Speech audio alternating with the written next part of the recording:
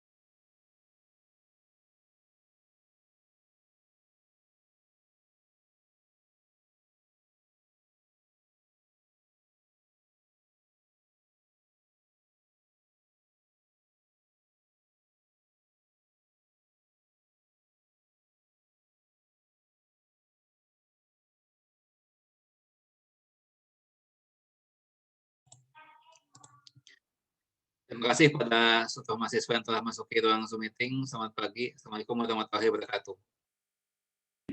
Waalaikumsalam. Pagi, Pak. Ya, selamat pagi. Oke, sudah 21 mahasiswa. Oke. Nah, hari ini kita akan belajar mengenai distribusi normal, ya. Nah, pertanyaan pertama yang gampang adalah di website encyclopedia.com, ya, apa judul artikelnya mengenai distribusi normal? Berapa banyak raksasa di sekitar Anda, Pak? Ya, diulang. Siapa tadi yang jawab? Hana, Pak. Ya, apa diulang? Judulnya Berapa banyak raksasa di sekitar Anda? Ya, betul ya. Nah, itu harusnya bisa dijawab juga oleh mahasiswa yang lain ya. Harusnya kalau baca, ya ini yang gampang ya. Siapa namanya itu? Hana ya. Oke. Hana mendapat skor 1. Oke. Ya. Nah, karena ada keterkaitan ya antara distribusi normal dengan distribusi binomial ya, ada keterkaitannya. Saya mau coba berangkatnya dari distribusi binomial dulu ya. Nanti baru bagaimana kita lihat nanti dari distribusi binomial ya. Ternyata kalau digambarkan itu apa namanya itu bisa mengarah ke gambar kurva distribusi normal ya. Nanti kita lihat bagaimana keterkaitannya. Nah, coba kita lihat dulu ini apa contoh ya, contoh distribusi binomial ya. Nah, misalnya gini ya. Misalnya peluang ya, seorang pebasket ya, berhasil memasukkan bola ke dalam ring adalah 0,74 ya. Nah, di antara 10 kali lemparan yang akan dilakukan, berapakah peluangnya ia akan berhasil memasukkan bola ke dalam ring sebanyak sebanyak misalnya 5 kali. Kemudian B 7 kali. Ya. C ya, 9 kali. Nah, ya. Jadi ini coba kalau di soal ini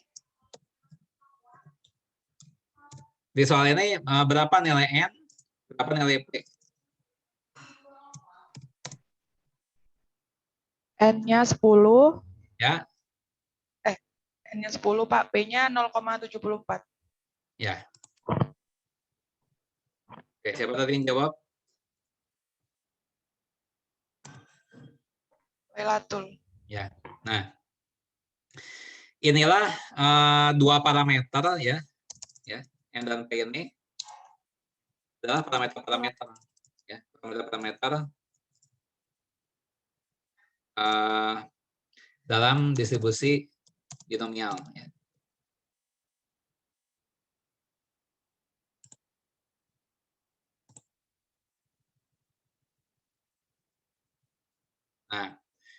Nah, kalau nilai X-nya ya, nilai X-nya itu kan berganti-ganti ya, bisa 5, bisa berapa, bisa 5, 7, 9 ya, 0, 1 dan seterusnya ya. Nah, itu nilai X-nya itu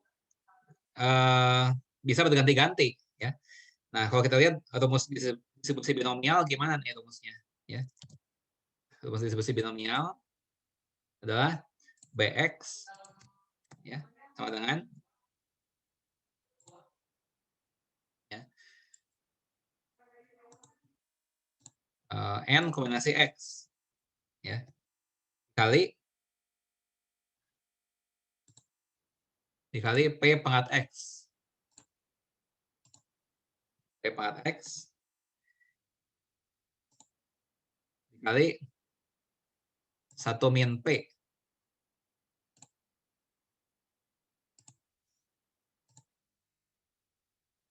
Dikali 1 min P pangkat N min X.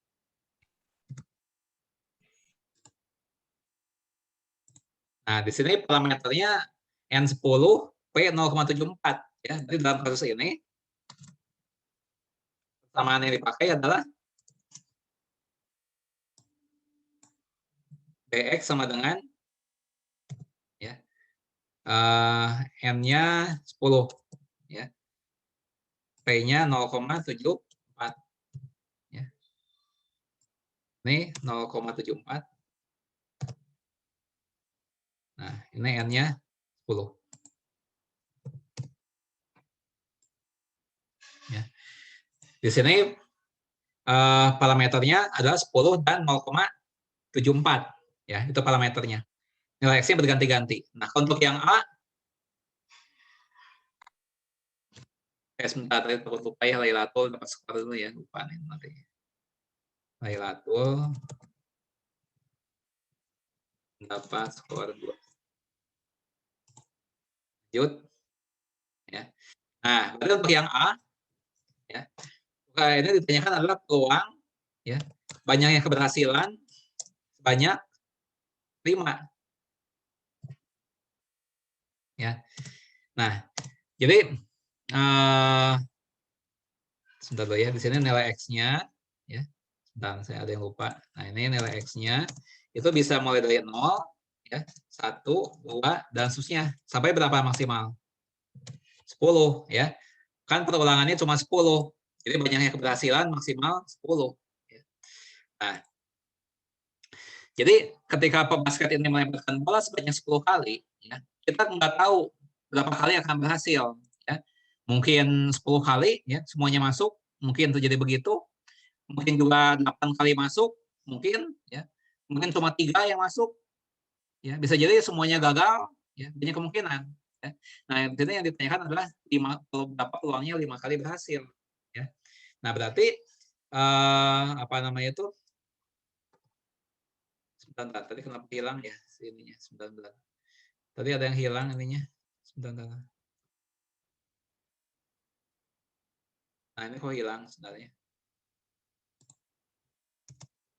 Ini 0, 2, 3, dan seterusnya. Maksimal 10. Ini kan. Nah, berarti untuk kasus yang ini, ya, ini adalah B5, ya, B5, ya. Jadi 10 kombinasi 5 dikali 0,74 pangkat 5. Nih, 10 dikurangi 5. Ya. Nah, ini berapa? Ya, ini kita bisa gunakan Excel untuk mempercepat perhitungan, ya. Sebentar, kenapa hilang lagi nih? Sebentar, ini udah kesalahan.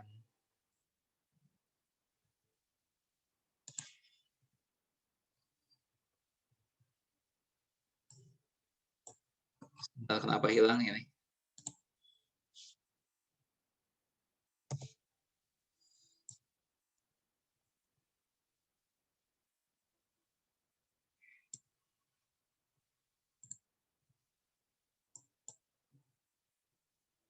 Nah, ya. Kita gunakan Excel.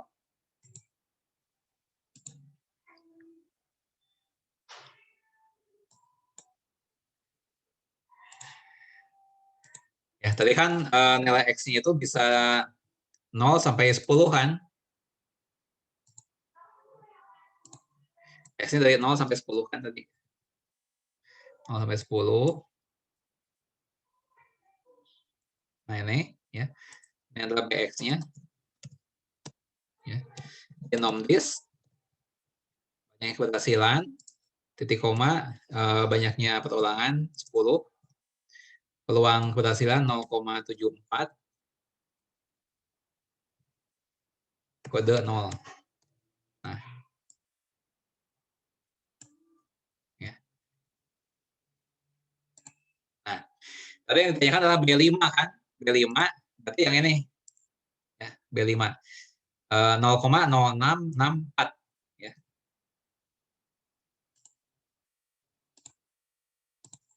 Ini. Nah, ya. 0,0. Kalau sampai 4 desimal 0,0664.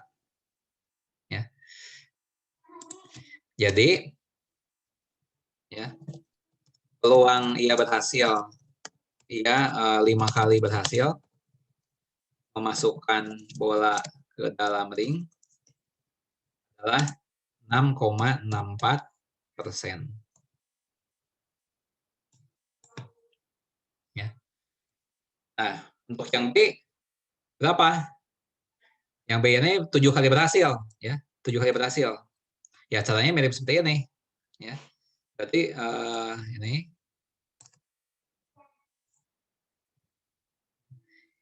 7 kali berhasil, berarti ini 7. Ya. Ini kali 7, kali 7, ini kali 7. Ini kali 7. Apa? Ya, kita lihat di Excel. Yang 7 itu nih, ya. 0,2563.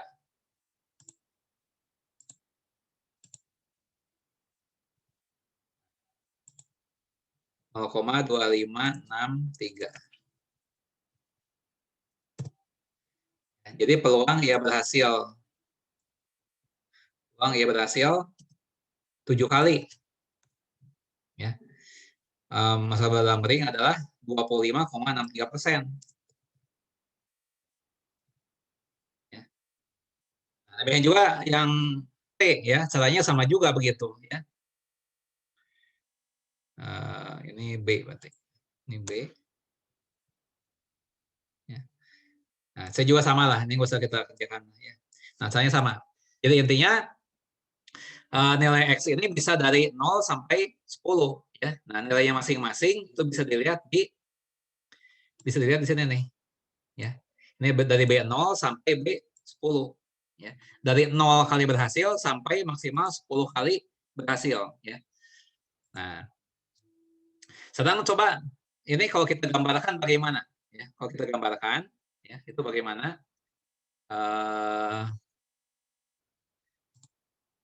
Kita gambarkan ini ya, sebentar. Ini. Ya. Nah, tadi peluang keberhasilannya adalah 0,74 ya, 0,74.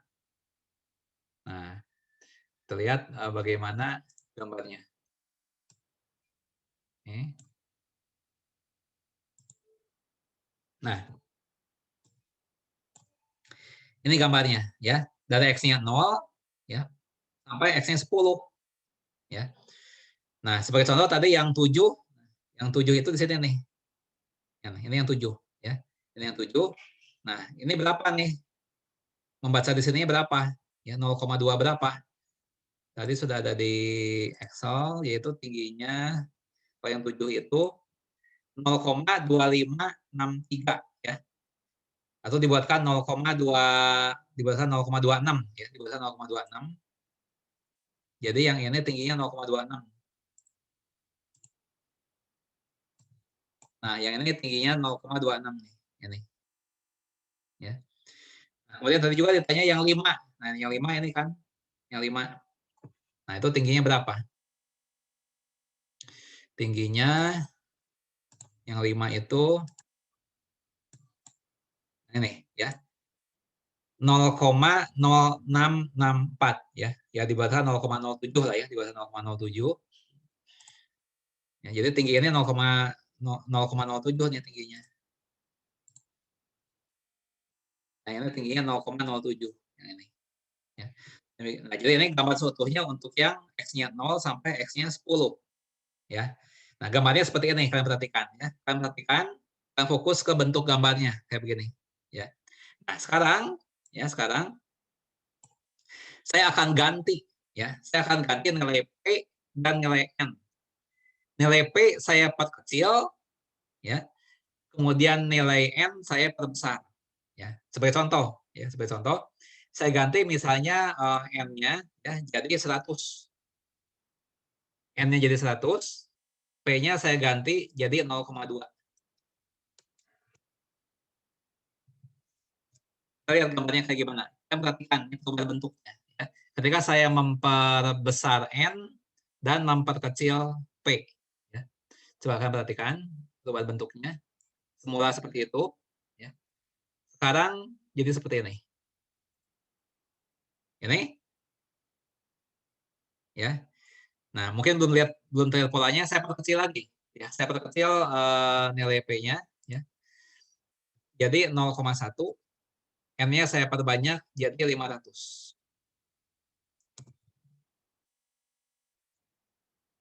Lihat bentuknya seperti apa. Oh, sebentar. Ini nggak terlihat ya, sebentar. Ini. N-nya 50 saja, ini 0,1. Oke.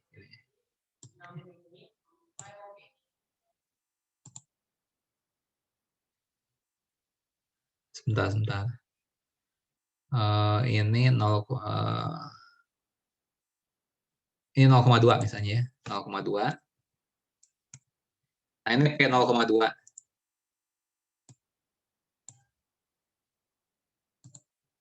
Nah, lihat bentuknya seperti ini, ya.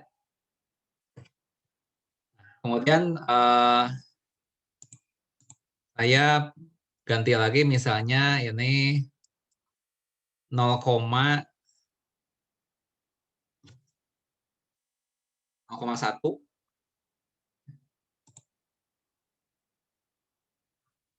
Gambarnya.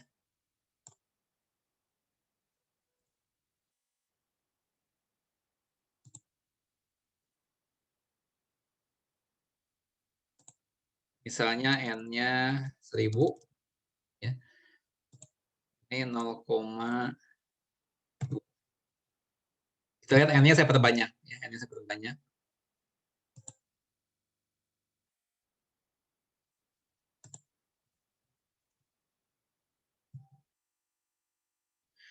Oh, rupanya saya salah ini ya. Maaf, saya ada kesalahan, ada yang belum saya ubah. Saya ulangi ya, saya ulangi.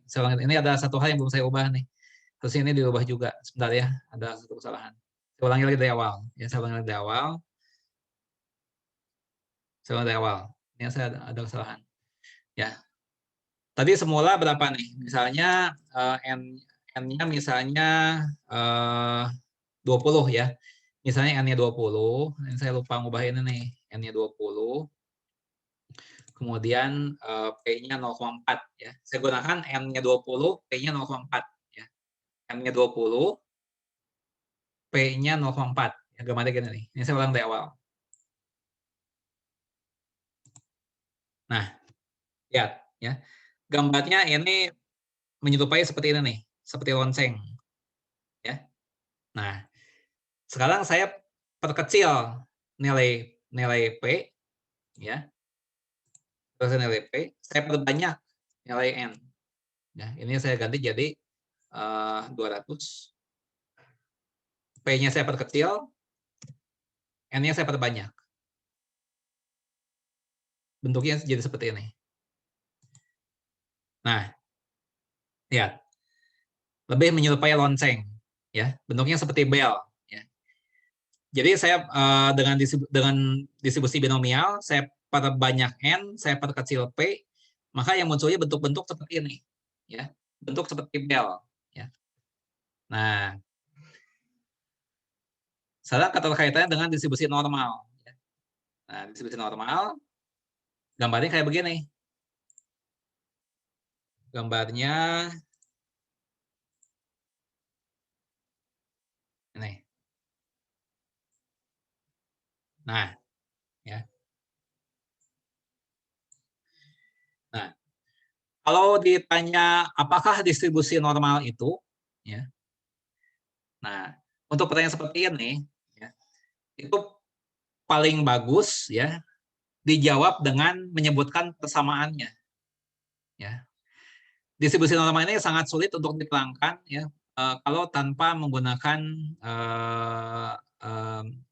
fungsi densitas peluangnya. Ya. Nah, jadi kalau kita ingin memahami dengan sesungguhnya distribusi normal, kita harus memahami betul persamaannya. Ya. Nah, tapi kita nggak akan fokus ke teorinya, ya. Kita nggak akan fokus ke teorinya. Tapi kita pelajari apa akibat-akibatnya. Ya, kita pelajari apa akibat-akibatnya kalau suatu variabel acak itu memiliki distribusi normal. Ya. Jadi kita lebih fokus ke sana, lebih ke fokus ke apa akibat-akibatnya kalau suatu variabel acak berdistribusi normal. Ya. Nah, distribusi normal itu mempunyai dua parameter. Ya. Kalau tadi binomial punya dua parameter, N dan P.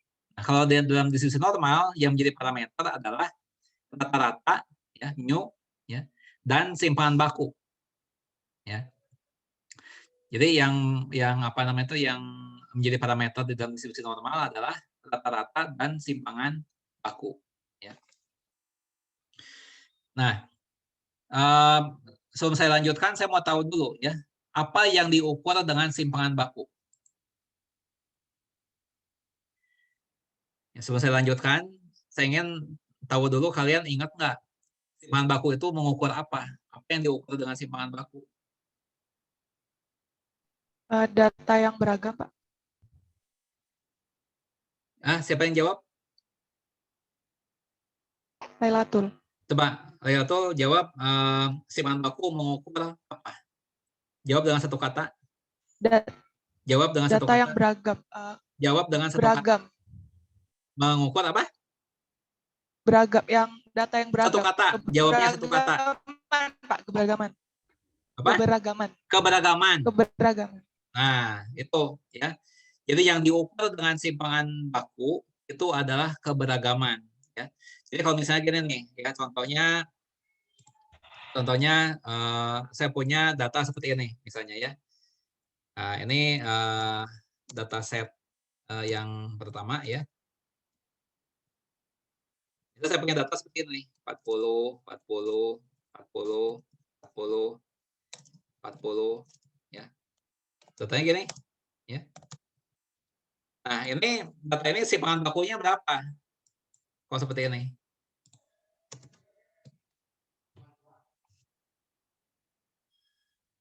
Kalau data seperti ini simpangan bakunya berapa? 0, Pak. 0. Karena tidak ada keberagaman.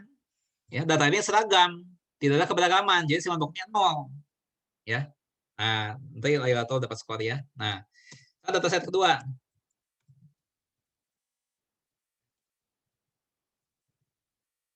Datanya saya ubah. Jadi gini nih.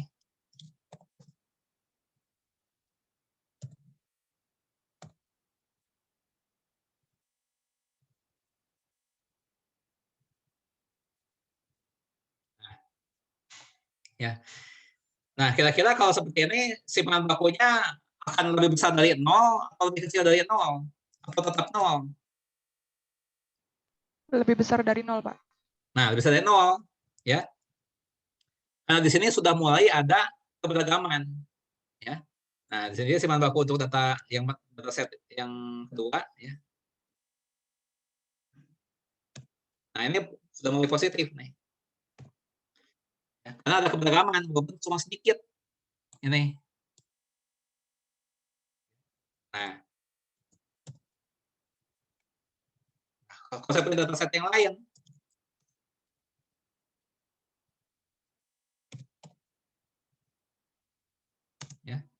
ya seperti ini. Nah, ini simpangan bakunya akan gimana nih? Positif, negatif, atau 0? Lagi positif, Pak. Masih positif juga.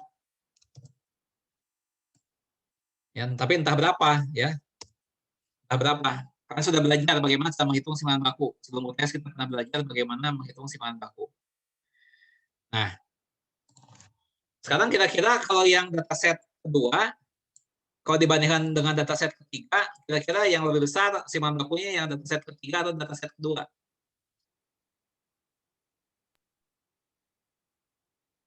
Kalau dibandingkan, Yang ketiga. Yang ketiga lebih besar atau lebih kecil? Lebih besar. Lebih besar, ya, karena di ketiga ini lebih banyak keberagaman dibandingkan dengan yang kedua, ya. Jadi yang ini itu akan lebih besar daripada yang kedua, ya.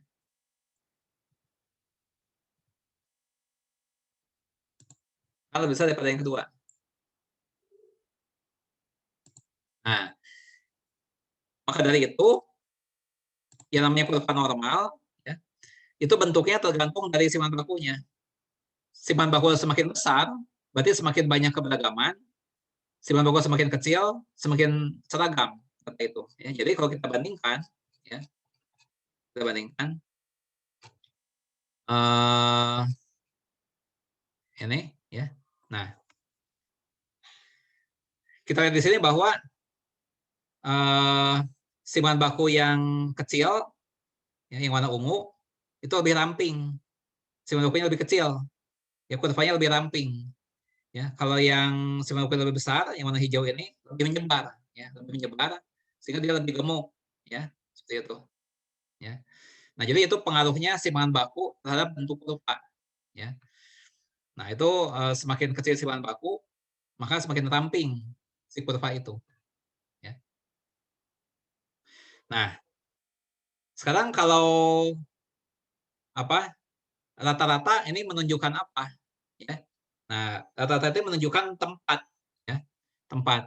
Nah, semakin ke kanan, ya, semakin ke kanan kurvanya, rata-ratanya semakin tinggi. Ya, ini untuk yang hijau ini rata-ratanya 3,5, ya. Nah, warnanya hijau. Yang ini yang hitam rata-ratanya -3, ya. Rata-ratanya -3. Semakin besar rata-rata, gambarnya semakin ke kanan. Ya. Nah, itulah dua parameter di dalam distribusi normal, ya. Itu rata-rata menunjukkan tempat, ya, sebelah kiri atau sebelah kanannya, ya. Nah, yang simpangan baku itu berpengaruh pada kerampingannya, ya.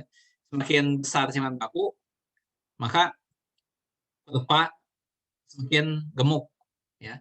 Semakin kecil simpangan baku, kurvanya semakin ramping, ya. Nah, sekarang kita lihat, ya, apa akibat-akibatnya. Jadi saya katakan kita lebih mempelajari ke akibat-akibatnya. Kalau suatu variabel acak itu berdistribusi normal, apa akibat-akibatnya, ya. Nah, ini mungkin dibaca, ya, ini sifat-sifat kurva normal, ya, seperti ini. Nah, ya. Nah, ini akibat-akibatnya sebagian digambarkan di sini, ya.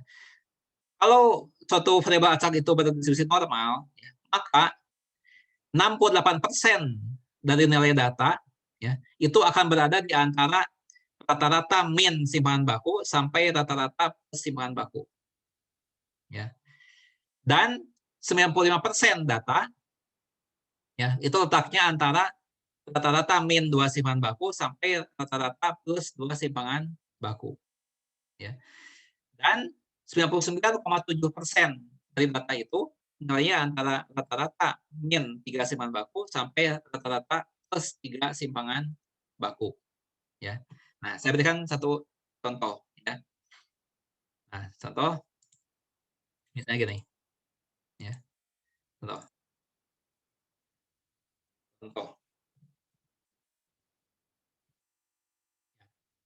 Misalkan tinggi badan, ya, atau kelompok masyarakat berdistribusi normal, ya, dengan rata-rata 160 cm dan simpangan baku, ya, 10 cm. Nah, misalnya begitu, ya. Nah, kalau diketahui seperti ini, ya, berdistribusi normal, rata-rata 160, simpangan baku 10, apa saja akibat-akibatnya, ya, apa saja akibat-akibatnya. Ya. Sebentar dari sini, kalau kita singkat, ya, penulisannya rata-rata sama dengan 160 cm. Simpangan baku 10 cm. Gitu, ya. Nah, ya. Sekarang coba kita hitung, ya. Rata-rata ditambah simpangan baku. Ya. Berapa? 60 cm tambah 10 cm. Ya. Nah, kalau rata-rata dikurangi bahan baku, jadi dikurangi 150.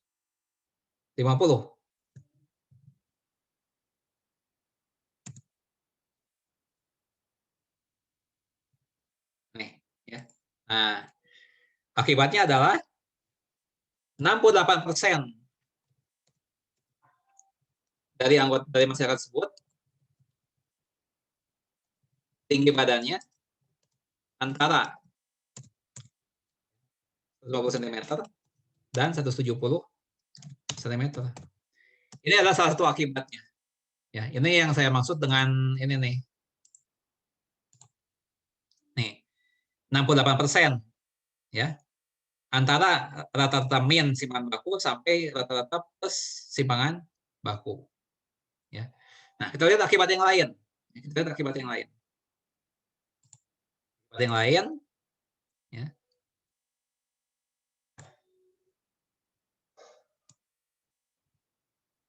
Ini dikurangi 2 simpangan baku. Ya. Dikurangi 2 kali 10, ya. Jadi 140. Ini 2 kali 10. 180 cm.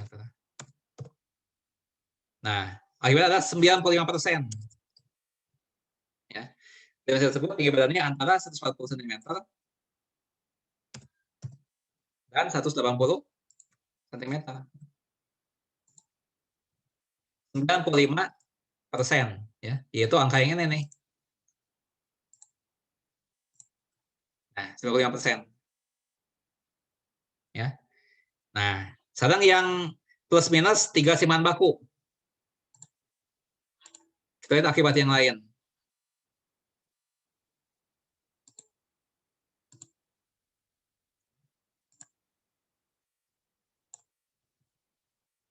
Nah, nih.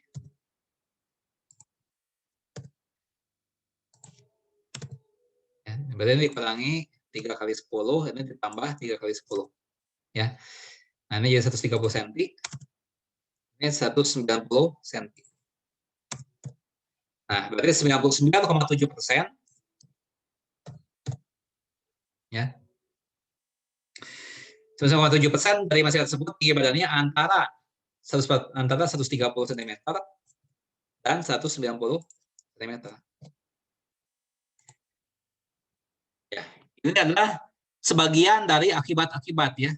Ada berapa banyak akibat hingga banyaknya. Ya, ini kan hanya 3 contoh saja, ya. Kalau plus minus simpangan baku bagaimana, plus minus 2 simpangan baku bagaimana, plus minus 3 simpangan baku bagaimana. Nah, bagaimana kalau plus minus 1,5 simpangan baku? Bagaimana kalau plus minus 1,7 simpangan baku? Nah, itu gimana? Kan masih banyak lagi, ya. Nah, bisa dihitung, ya. Bisa dihitung. Ya. Nah, kita contoh yang lain. Sebenarnya tadi Lailatul sudah banyak menjawab, ya, belum dapat skor. Lailatul dapat skor 2. Oke, lanjut lagi. Lanjut lagi, ya. Ini contoh yang pertama lah, ya, anggap, ya. Oke. Kita lihat contoh yang kedua. Ya, contoh kedua. Ya. Namanya proses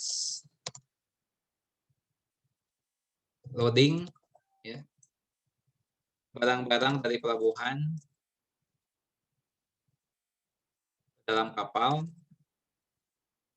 ya, pada distribusi normal.